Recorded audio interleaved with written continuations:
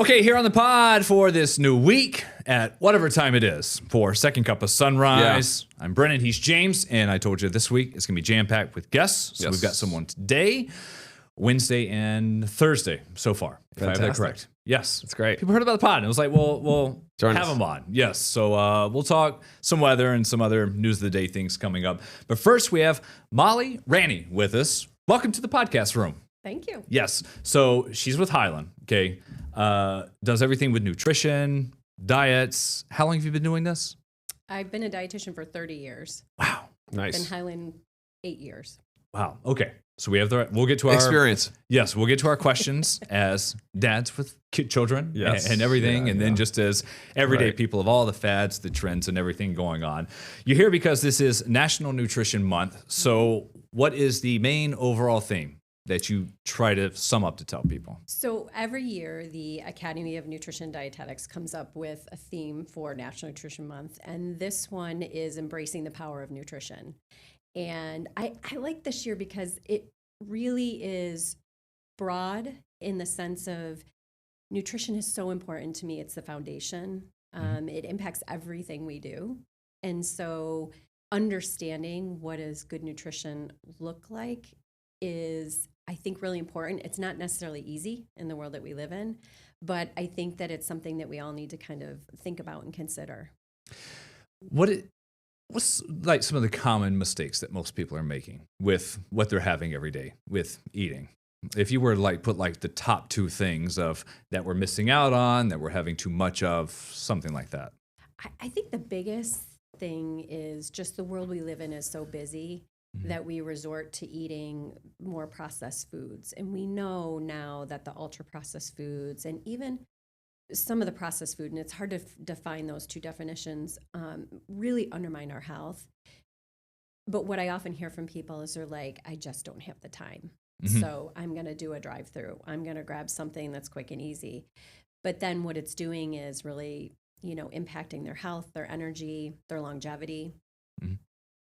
Yeah, I think there's it's funny because a friend of mine said, we all have the time, we just don't make the time. Right. I've heard that line before, and it's so easy to say, I don't have the time to read. I don't have the time to exercise. Well, it's not that you don't have the time. It's maybe that you don't make the time. I spend my life in the kitchen. I feel like there's also a fear of cooking. There's a fear of getting it wrong. There's a fear of preparing foods. There's a fear of cutting your hand. You know what I mean? I feel like we always say use raw ingredients. Well, try to make a burger with, beef, turkey, and then season it right, and then cook it right, and then don't forget to put lettuce, onion, tomato on there. You know what I mean? Making a burger versus buying a burger. Okay, I could literally go through a drive-thru and spend $3 and get a burger. Or I could spend an hour and a half and make the kitchen a disaster. How do you convince people that simply making a burger, yes, it is labor intensive, but it's more rewarding in the long run than buying one from a drive-thru? Well, and I think to your point, you're right. A lot of people feel like they are too busy. Yeah. And then it's strategizing, when you do cook, maybe you cook extra so you have leftover so that you're not in the kitchen all the time. And I get it. I mean, I work a full-time job. I have 3 kids. Coming home, the last thing I want to do is figure out what I'm going to put on the table. Although that's the first thing, and multiple texts that I get usually is from my kids who are in their 20s, when's dinner? What's dinner? And so figuring that out can be stressful, and add that to what you're already doing is challenging. I think there's a lot of great maybe hacks that you can do, and certainly, preparation and planning are one. So if you sit down and take the time to think about what's your week going to look like? What are the days that you might have more time to prep something?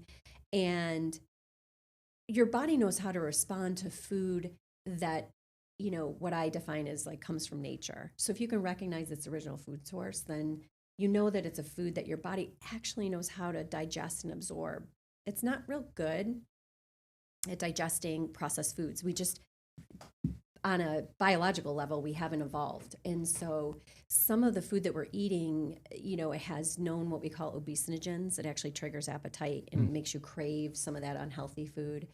And it can be very inflammatory. So if you think about that, can we put a price on our health for convenience? That's kind of the internal question we have to ask ourselves. Yeah, when you step back and Really you're like, worth well, it. this is like kind of my health. Every day, how you feel, right? Yeah. 100%. Yeah, Yeah, I know, yeah. but you're so right with the time. It's going around the grocery store to get 20 ingredients to make something versus I can get the bag of the same thing that I'm trying to make out of the freezer section or wherever and make that in skillet top for 5-6 minutes. Right. But it's just what is in that. We talked recently about this whole protein craze thing going on for about the last year or two. Yeah. Is popping up everywhere. I was at the grocery store the other day and saw protein milk, which was there are the protein shakes that we see all the time. Yeah. There's like protein with yogurt and there's a regular milk, but it said milk with added protein. It just seems like everyone's adding this on. So are we not getting enough? Is it just this big fad? Who needs to be trying to make sure that they're getting more? I mean, we used to always think it's, are you a marathon runner? Are you playing a sport? And that's what bodybuilder, that's when you really need to load up. Yeah. It definitely, I mean, and again, this is kind of the way of the world, right? Where we happen upon something that we know maybe has scientific evidence to support, but then the food industry just goes crazy with it. And, adding protein to something that already has protein in it, like milk, to me, I don't know if it's worth spending your money because it's probably going to cost you more. If you drink a glass of milk, that's 8 grams of protein. That's a decent amount of protein. So to me, I'd say just stick with the regular milk. I think there are some cases where people do need additional protein. And, the recommendation that I learned 30 years ago was 0.8 grams per kilo of body weight for protein. And I don't think that that's high enough. I do feel like people need more than that depending on the person. And it's very individual or individualized. But, I do, in the way that I speak to people, is I always tell them, think about protein, a whole food source, whether that's milk or meat or beans or tofu. You want to think about that and build your meal around it because protein helps to really stabilize blood sugar. And protein really can impact your food decision making for the rest of the day or, throughout the day, depending on how you put your meals together. Yeah, I could see that. For us, it's yogurt and peanut butter. Yes. With the kids. All the time. Yes. Great. Like, That's great. I know. That's the go-to. We had a conversation last week about breakfast, and the way I know it is it's very important for children for breakfast, but for adults, like not so much. Is that true? Would you agree with that statement? Or the science, we're doing a lot of research now on sleep and how important sleep is. And we just came off of this time change. So everyone's sleep schedule is all messed up. And one of the things that's very interesting to me is looking at circadian rhythms and eating in the window that is in alignment with circadian rhythms. So when we wake up in the morning, actually your body does need fuel. You're better off trying to load most of your food and energy throughout the day and really cap it off in the evening. And that can be the complete opposite for a lot of people. Like a lot of people come home at night, they eat dinner late, then they want a snack. And what's happening is that it's impacting your ability to get a good night's sleep. So I'm an advocate of, can you put everything during the day and then maybe stop like early evening, like when the sun goes down. I mean, we're really tied to daylight and hormonal levels with that for sure. This is the exact opposite. I always say that with my job, I accidentally intermittent fast. So it's like 5, 6 p.m. and then nothing till I'm done with the morning show till 7:30 or 8. Whenever I get into work, you've got bagels going. I'm eating salad, huge meals in the morning. Salmon, huge meals from dinner, and then you taper off throughout the day. Yeah, and I usually eat a little dinner. This is how you get away with less sleep than I do. I always feel like I That's need probably more. what It's messing with that. Yeah, I don't like the big dinners. I try to eat like a big breakfast, medium lunch, and then kind of a smallerish dinner. Okay, so kids, let's get some dad talk here. Yes. It's forcing vegetables and things like that. It's a constant battle. We often will be, if they take like 1 or 2 bites, you know what I mean? And it's like, okay, they want to get up from the table. They want to go play with their toys. I'm like, okay, well, you need to take a few more bites of this to have this. Or, I'll have like, well, tonight I'm doing like chicken, broccoli, and then like couscous. And they love the couscous. They'll just like crush the couscous. They won't maybe touch the chicken, probably won't touch the broccoli at all. I'll give them a small portion of the couscous, right? So they'll eat the couscous quick and they'll be like, can I have more couscous? I'm like, well, you're gonna have to eat some of that broccoli and that chicken. Is that okay to do like a little bribing to try to get them to give them more couscous? I think so. Right? I mean, and if you frame it with young kids about you want to be able to run fast and be strong, like I think that resonates with them. And if you're like, okay, the broccoli that looks like trees are going to make your muscles really strong and your body work really well, I think kids really do respond to that. And they're watching what you're doing.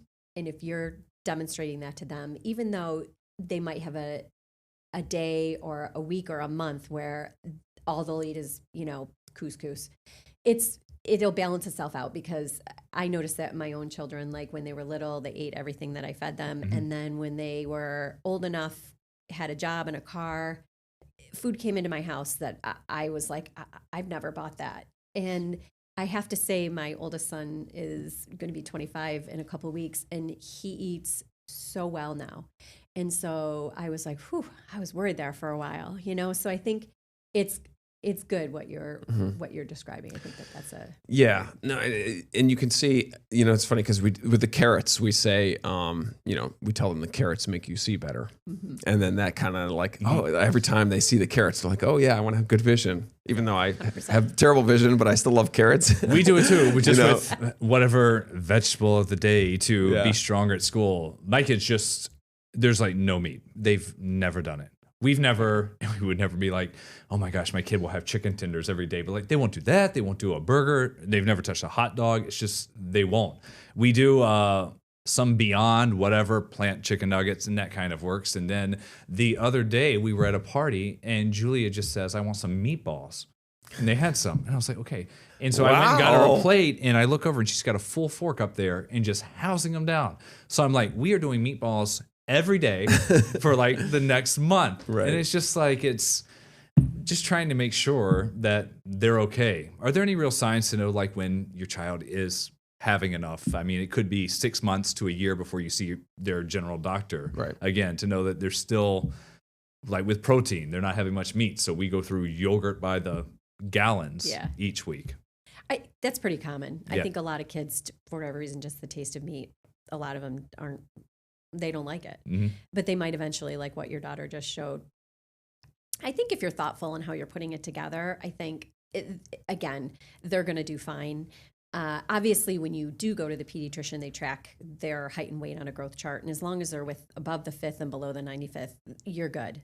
And I think that if they're not showing any overt signs of like, not having energy, or if they're saying to you, I don't feel good, I think in general, kids self-regulate really well if we're careful not to like train them out of that.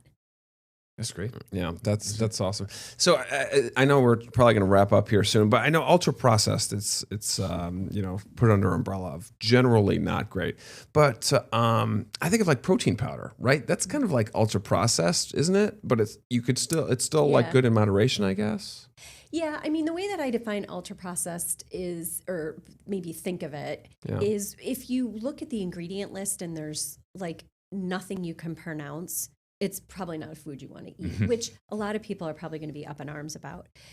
When you look at something like your whey-based protein powder, I mean, we recognize what that is. That's a part of milk, So I do feel like there are things that blur the lines. I mean, you could define yogurt as a processed food. And if you look at some of the ingredients in yogurt have way too much sugar, plain yogurt is just milk. And so I think that that's kind of the way that I help people to understand, like, you can do fresh, frozen, canned fruits and vegetables, and those are wonderful. You could do, maybe like a frozen chicken is fine.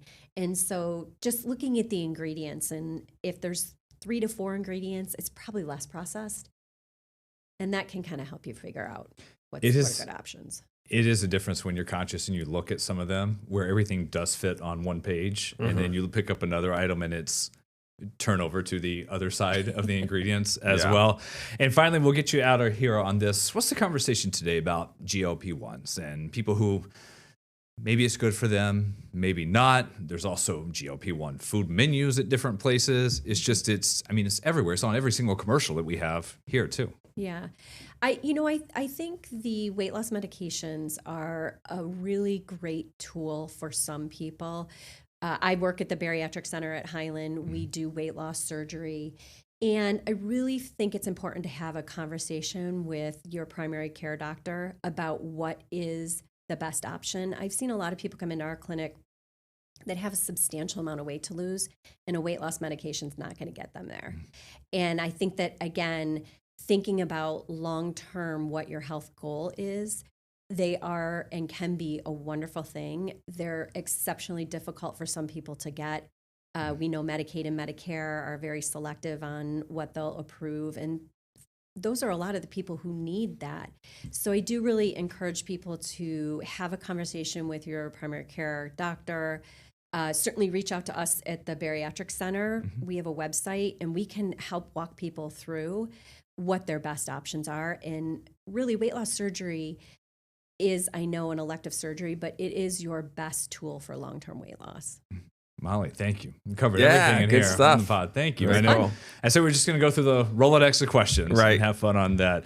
Thank you again. We're going to have some links to resources from your pages too. I'm going to put this up at rochesterfirst.com. We're going to take a quick break, get out here, and we'll come back with more Second Cup on.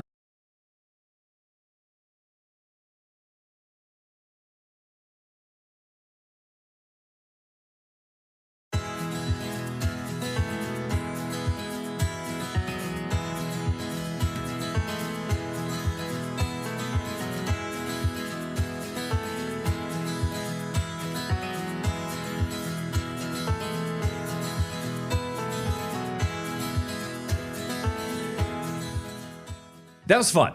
Have someone smarter than us in here. Right. To talk about what we else talk about. It's like the few times I want this to be an hour and a half podcast instead of just 26 minutes. Yes. This was, Molly's awesome because it's the personal touch to it. And this is what, when we get into AI or just Googling things. Yeah. Like, there's still something very real about what she can say and interpret things. And you can tell there's a passion there. Before the show started, I asked how she got into it, and she said it's because the food journey. Just her journey with food, and then she obviously still loves it. What is it, like 20, 25 years in?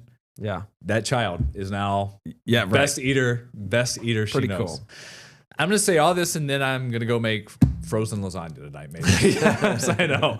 We'll try to watch out. Yeah. We'll get into some other things here this morning. I do want to bring up the gas price numbers, everything going on with Iran. This was President Trump's response last night saying that the prices will drop rapidly.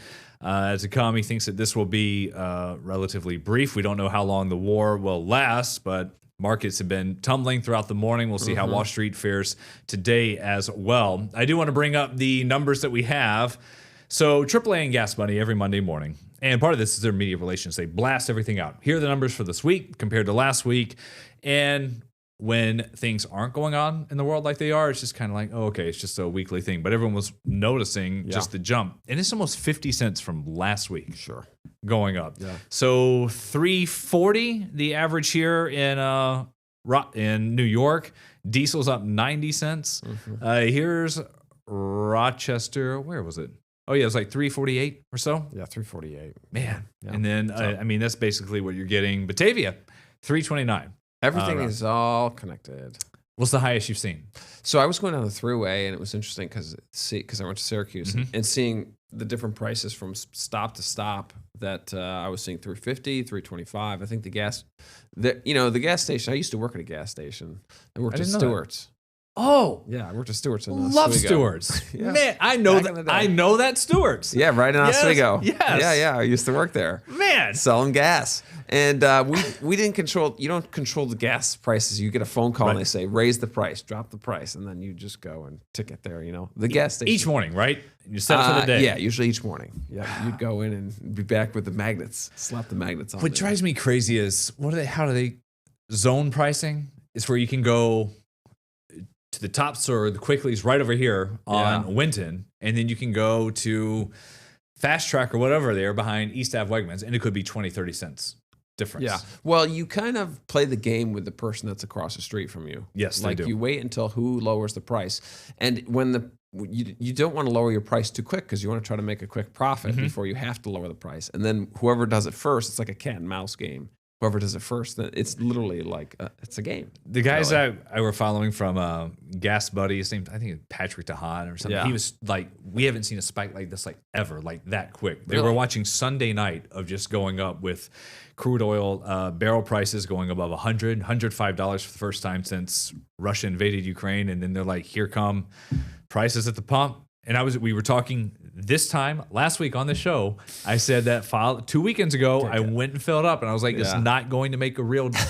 I end up saving 70, 80 cents, whatever it was. Sure. Compared, yes. Yeah, it's and now I interesting. got to fill up. A lot of the gas that we get, the gasoline, is from the United States. But it's just interesting. Pennsylvania's a big one, yeah. This is a world market. Yeah. So even though we get our gas here and they're blocking up the Suez Canal or whatever's going on, literally thousands of miles away, but that still has an impact on our local gas. I know, and that's it's you have this whole war and this conflict going on, but it's just like it is prices at the pump. That's what everyone, like real Americans, just feel each day. They're like, that's how I'm doing. It's either good or bad. Except the dude with the Tesla. There was something wild over the weekend. I did see a bunch of memes about how EV owners were feeling, and it was like famous people from movies just smiling or grinning or toasting. And it's like, well, how about Power Bill too? Like utility with that.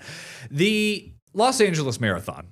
Oh my goodness. Was wild. So there was a stunning finish in the men's race and a 45-year-old champ in the women's. The men's race, this guy, his name is Nathan Martin. He's apparently one of the best marathoners born in the U.S. that we have. Yeah. And he's also just a high school cross-country coach. Yeah.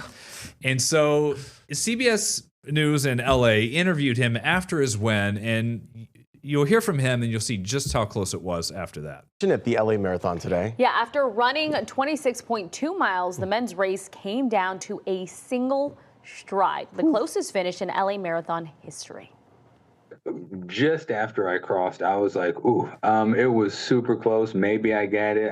I think I did, but I didn't want to jinx myself. Yeah, so there it is. Man. So he was about 50 to 100 yards behind the guy who was leading, and he does a sprint. So we're 26.2, the final 0.1 of this marathon. Steps it up, gasses it. This guy thinks he's going to win it, and just as they're getting to the tape, the guy in the pink kind of reaches to break it, and he crosses just in front of it. Yeah, this extra I think that threw him off, so the guy fell. It was just wild to see that. Look at that forecast too.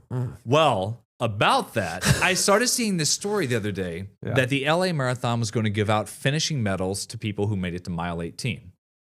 So they invented a 30K race. Now it was going to be 50 starting and then 70, 80s, I think is what they were predicting. That's very, very hot. That's why most marathons are spring or fall when your high can be 50 or 60 degrees. That starts to get warm. Yeah. And then there was just a big debate. And I was with them. To me, it just seemed like a participation trophy. So and they didn't want anybody to get sick or, heaven forbid, something major happen health-wise. Yeah. They were like, if you can make it to 18, we're still going to give you your finishing medal. Yeah. I was like, no. If you can run a marathon, you can run a marathon. You're obviously a healthy person. And I thought if you had to stop at 18 or 20 miles, people do this. They'll do a marathon and maybe they walk the rest of the way. You still get credit. It was 26.2. Or if it's you cramp out and you can't finish, it's too bad. Sorry, no medal. You get your shirt that you signed up for, the bib with the gear, the race weekend, the experience. That's so I was weird. I don't know. I'll say That's not a marathon. No, I mean, if someone's trying to do the fastest mile and you do 3 laps instead of 4, you don't get it. I gotta assume that the people that are in the LA Marathon are really fit. In that people will finish. I mean, some people will finish the marathon. The winners were 2 hours, 10 minutes, like almost Olympian speed. Other people will do 5-6 hours, and it's fine. Like you still make it across. Some people almost 24 hours later. We do some of these stories from marathons. 70s? That was their fear? I think so. 70s or 80s. Yeah. Come on, man. If it was 100, I'd say okay. I was like, I don't know. That is not it. You do weather in 15 seconds for us here. Okay. Yeah. Wow. Look, it's 9:27 already. It's basically 70s here, isn't it? Look at this. It's gorgeous. It's too hot. Too hot to go out. Yeah. Too Get hot out to there go and enjoy it. Showers tomorrow, rain Wednesday, and then back to winter on Thursday. How about that? We will see you on air at noon. Back on the pod tomorrow. Get the Rochester First streaming app today for everything you love from News 8 On Demand, plus exclusive shows you won't see anywhere else. Search ROC and download for free on Roku, Amazon Fire, and Apple TV.